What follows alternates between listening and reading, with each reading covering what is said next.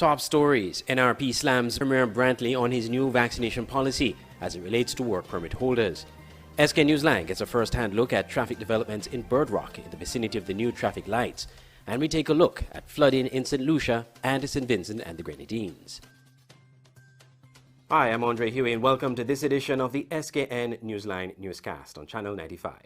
In a bid to ease traffic congestion in Bird Rock, the Public Works Department is constructing slipways in the Bird Rock and Bay Road junction.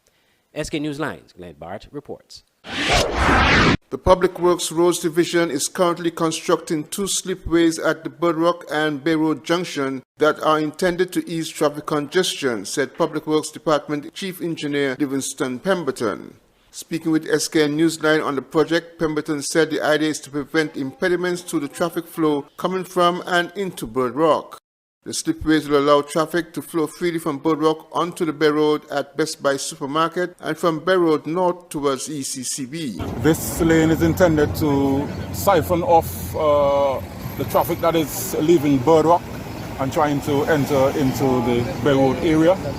That way it will free up the main lane on the Bird Rock Road and allow for easier flow of traffic. At the moment we're doing some earthworks where we're actually bringing up the levels in lifts of 6 to 8 inches. We're compacting that. We have also put in a retaining wall to keep the soil from going over, and it will also protect the road when we do put in that.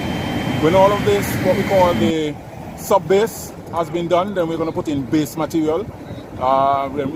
After we've done that, then we're going to be putting on the asphalt. We have all of the utility companies on board. There are going to be some utility poles that will have to be removed and repositioned. Skellig is already on that. We're also working with the Water Services Department. Whatever lines they need to move, they will be doing that in the process also. We have also been in contact with the cable as well as with flow.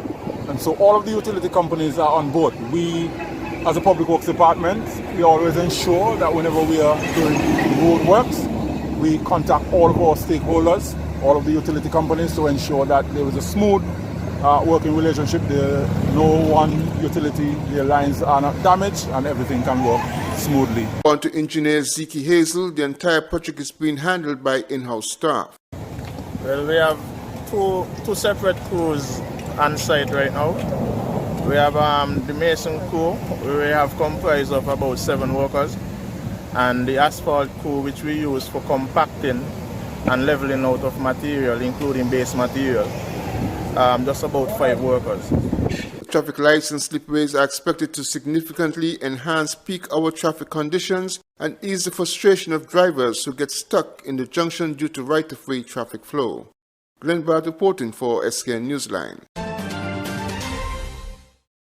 The Nevis Island administration is slammed for its new vaccination policy as it relates to work permit holders. More in this report. The Nevis Reformation Party is calling for a different approach to informing the Nevisian public on the importance of taking the COVID-19 vaccine. The party in a statement said it is advocating for a comprehensive education and outreach program as it relates to the COVID-19 vaccine. The party believes that providing necessary, adequate and detailed information about the vaccine will help to diminish the fear and hesitancy in people within communities and assist in facilitating voluntary participation in the COVID-19 vaccination program. It stressed that it did not support mandatory measures.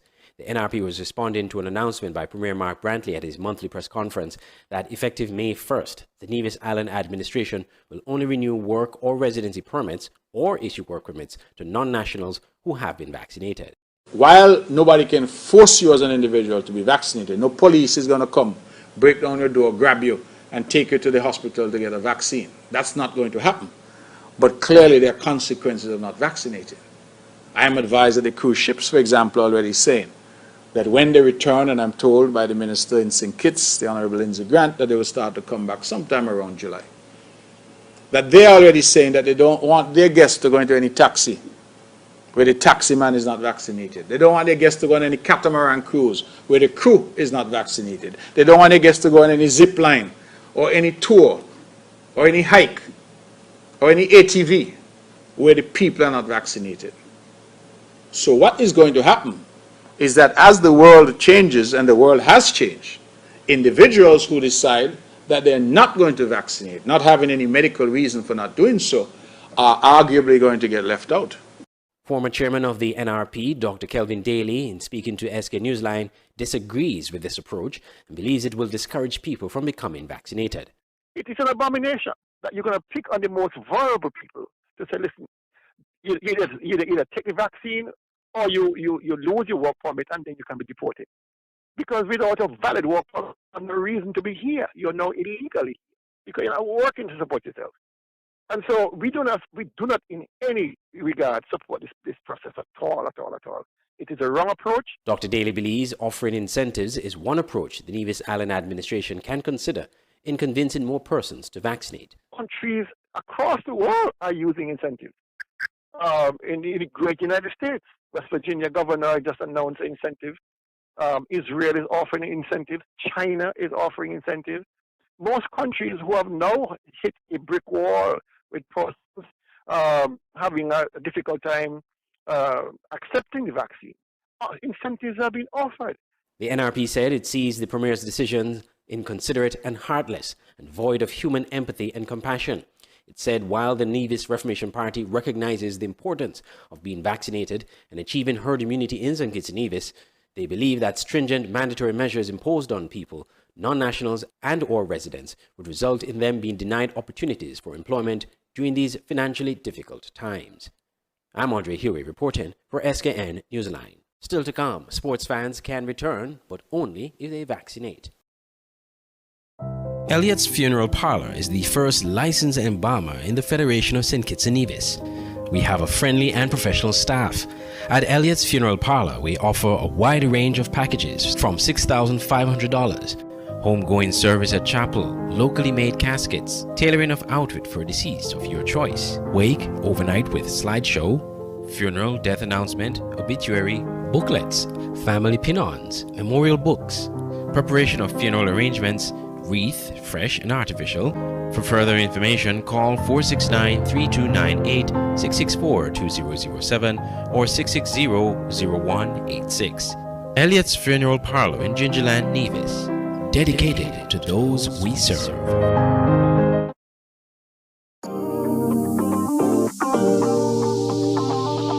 I eat some veggies for dinner. Let me just check the amount of sodium in this can. Oh no, this is too much. Let me try our next option. They did say it's healthy to consume less salt. This is much better. I am salt smart.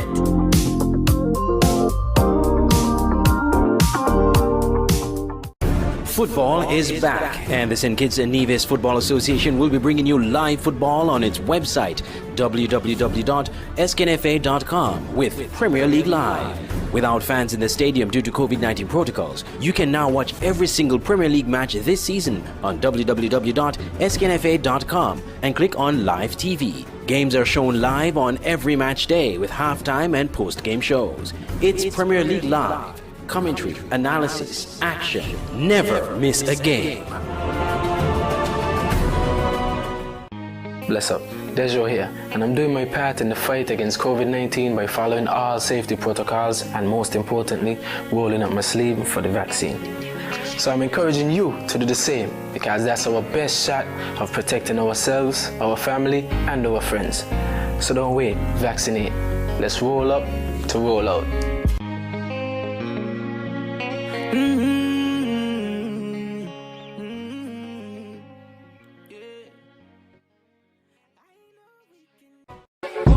Auto Plus Car Wash, located on the College Street Gut, Bastyr, St. Kitts. Bring your car to Auto Plus Car Wash to remove water stains, wiper marks. Get your doors, roof panel cleaned, seat floor mats, buffing, headlights, and engine wash. You get quality service at the best price at Auto Plus Car Wash. They really care for your car. Call 765-5140 or visit them on the College Street Gut, Bastyr, St. Kitts. Auto Plus Car Wash, where service is number one. Welcome back. The federal government announced plans for fans to return to sporting events in St. Kitts and Nevis, but only if they are fully vaccinated. More from Glenn Bart.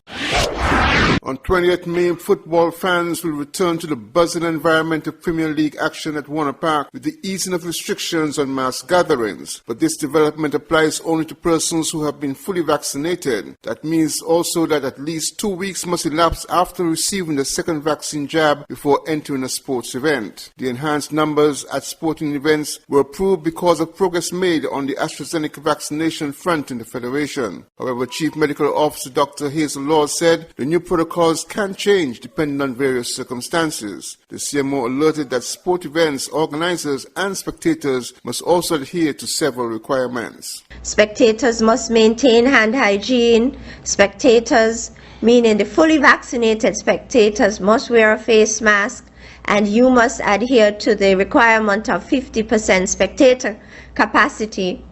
And the organizers should maintain or must maintain a registry of names and contact information of all the fully vaccinated spectators who are admitted to the venues, along with temperature checks. Please note that the fully vaccinated amateur and recreational sporting event organizers must first seek approval from Ministry of Sports and the Commissioner of Police. It is expected that similar requirements will be available for cultural and entertainment events starting in July 2021. Glenn Bart reporting for SKN Newsline. The Nevis Island administration will be rolling out plans to install CCTV cameras on Nevis. The Nevis Island administration is preparing to roll out its public CCTV surveillance program with the imminent outfitting of security cameras across Nevis. According to Premier Mark Brantley, speaking at his monthly press conference this week, the installation of CCTV cameras will likely begin within a few weeks. You would recall that we would have completed construction well over a year ago on a CCTV headquarters, command center, if you will, for our CCTV efforts here on the island of Nevis. Recall, if you will, that the intention in Nevis is to have CCTV island-wide. So the entire island main road will be covered by CCTV. On St. Kitts, the program had advanced faster than the program here, but on St. Kitts, they had in some areas used Wi-Fi. The advice that we got was that Wi-Fi was good, but that the fiber was better. And so we opted on Nevis to go for fiber. And so we have been pulling, is that the correct term, running fiber, whatever the language is, to get it across the length and breadth of the island. And the idea would be to mount cameras. I believe that we are going to see cameras being mounted very soon. The Premier informed that because Nevis opted to use fiber optic internet broadband connection for CCTV, they had to first complete the installation of the fiber cables. Andre Huey, SKN Newsline. When we come back, regional news. The SKN Newsline website now offers you more news. Log on to www.sknnewsline.com for local, regional, and international news. You can also watch the latest newscast and keep abreast with news in sports, all from sknnewsline.com. That's www.sknnewsline.com. News at your fingertips. You know, it's me, Mr. HE, and I'm here with one message: roll up to roll out. We all know how difficult things have been during this COVID-19 pandemic. While we continue to wash our hands, wear a face mask, and practice social distancing, how about we take it one step further and get vaccinated? Call the nearest health center to find out if you are eligible to be vaccinated. Or you can contact the Ministry of Health at any one of these numbers down below. Don't be discouraged by the negativity. We all have a role to play in protecting this federation. So, St. Kitts and Nevis, let's roll up to roll out.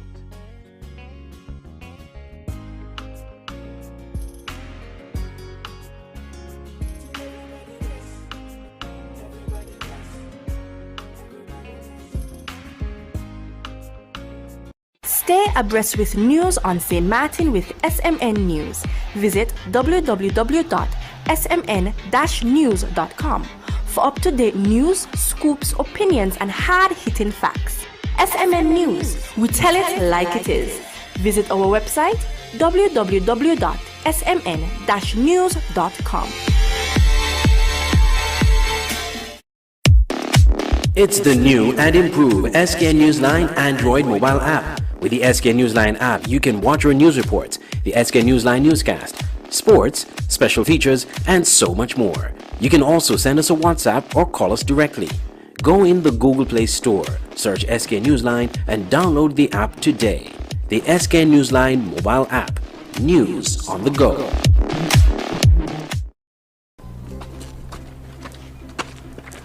Junior, can you get popcorn, please? Santel CNDF.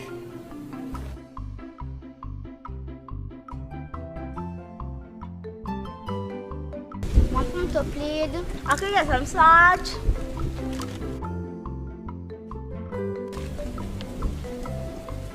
More, please.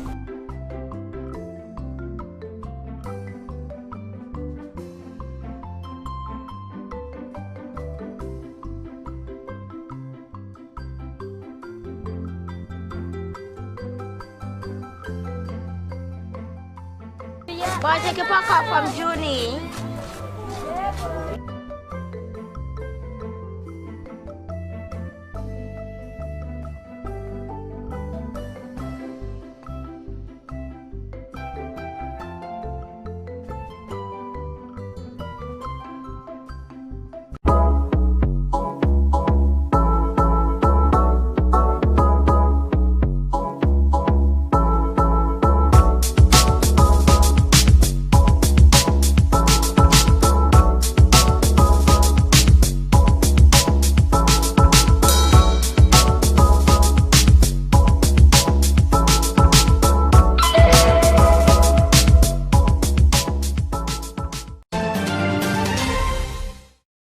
Welcome back. We turn our attentions now to regional news. Heavy rains last the Grenadines Thursday morning.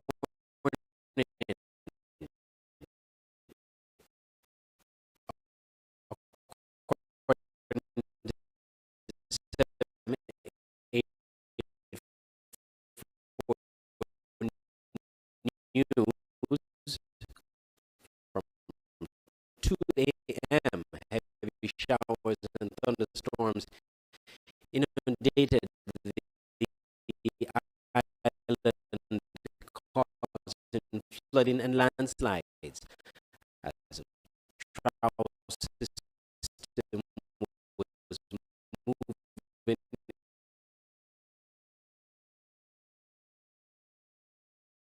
its way through the southern Caribbean.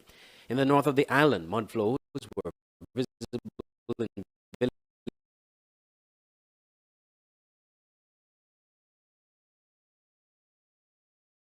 villages already affected by the heavy ashfall from the eruption of Le Soufrière, which became explosive on April 9th. On the road outside the old airport, water was knee-high, which left many commuters stuck in traffic for hours in public transportation and private cars.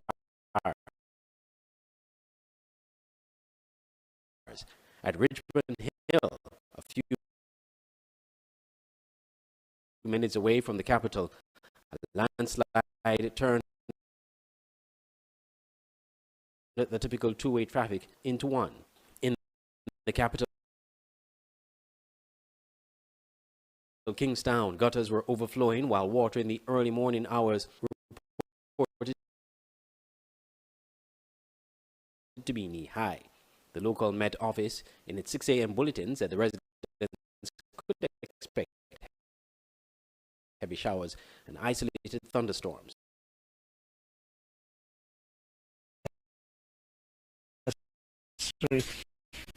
Is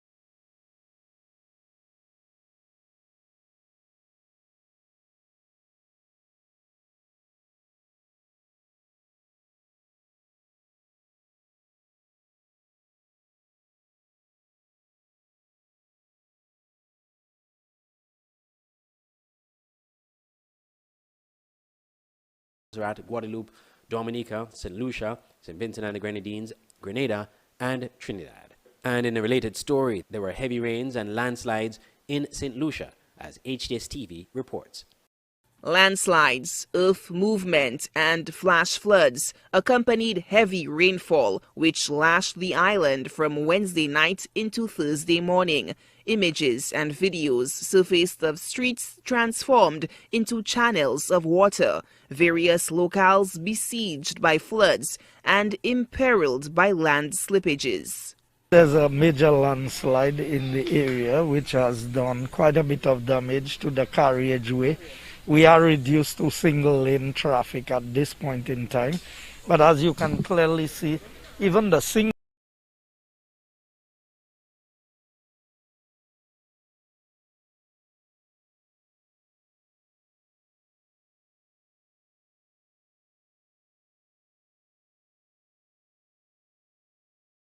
lane is undermined, and so the decision being taken by the ministry is that the road will have to be closed to vehicular traffic. Minister for Transport and Civil Aviation, Guy Joseph, surveyed the damage to the Badalil Way, the vital mountain pass through the dense tropical rainforest connecting the north and the south of the island. The Badalil is no stranger to severe weather impacts, especially during the passage of Hurricane Thomas and the 2013 Christmas Eve trough. Authorities issued an urgent plea to the motoring public to avoid the roadway. We are appealing to the public to avoid using this section of the Badalil as much as possible within the coming days, given that the weather report is saying that we expect rain for the next 3 days. 2 weeks ago, on April 13th, a low-leveled wind shear pounded the island with unyielding showers that set off flash floods and landslides. The north of the island incurred the brunt of the torrential rains. When the merciless waters had finally receded, one Bogis Babono resident was found dead, swept away by the raging torrents of a nearby river. Director of Met Services, Andre Jouaye, cautions residents in low-lying areas to proceed with care, as the ground is already heavily saturated after the recent downpours. We had a mid to upper level trough system together with an upper level jet stream, which is causing cloudiness, showers, and isolated thunderstorms over the Eastern Caribbean region. At 8 a.m. today, the rainfall recorded at Hirano Airport was 31.7 millimeters and at George Charles Airport 6.3 millimeters. We are expecting over the Dennery area there was significantly higher rainfall since there are reports of flooding in that area. So we are asking residents and motorists in areas prone to flooding and landslides to continue to exercise caution. The models are showing that this system will remain in our vicinity for the next 3 to 4 days. So, in effect, this is going to cause scattered showers over the next couple of days. And as some areas are already saturated, we are expecting that any further rainfall would cause landslides or flooding. Law enforcement is providing assistance in directing the flow of vehicular traffic to mitigate further damage to the already crumbling access road. What we have decided to do is to prevent heavy equipment and trucks from passing through the area. So this is effective now.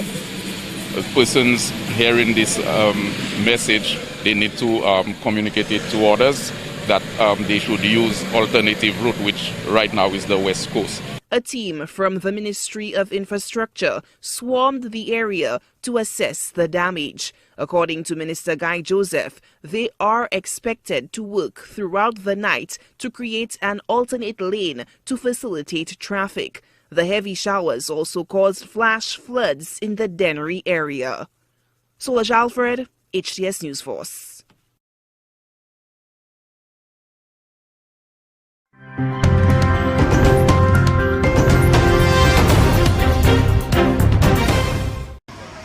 Behind this door, a haven for children. There's no school and a huge patio with new and unusual toys. This abandoned factory at the entrance of Rio's oldest slum has become their playground during the pandemic. Its walls shield them from the traffic and violence outside, but offer little protection from COVID-19. Since the pandemic began in March of 2020 until last February, 47,000 babies and children under the age of 10 have been hospitalized with the virus, and 2,100 have died. Vital Strategies, an NGO specialized in public health, has released data showing an explosion of deaths among children and babies in Brazil. The new Brazilian variant is partly responsible because it has a larger viral load than the original one and has more capacity to affect the young. But poverty and inequality also play a big part in this tragedy, and almost all babies who died are poor and black.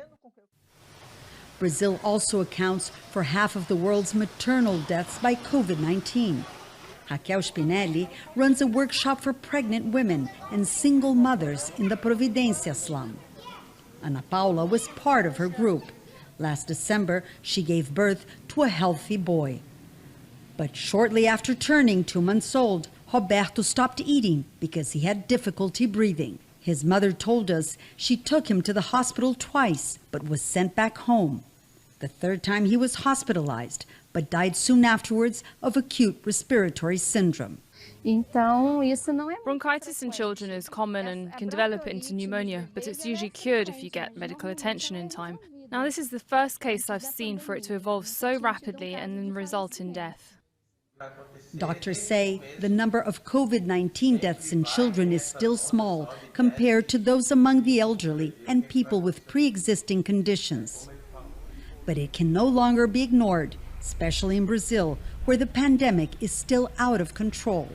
Brazil's Congress has launched an inquiry to investigate the government's handling of the pandemic and its responsibility in the deaths of 400,000 people.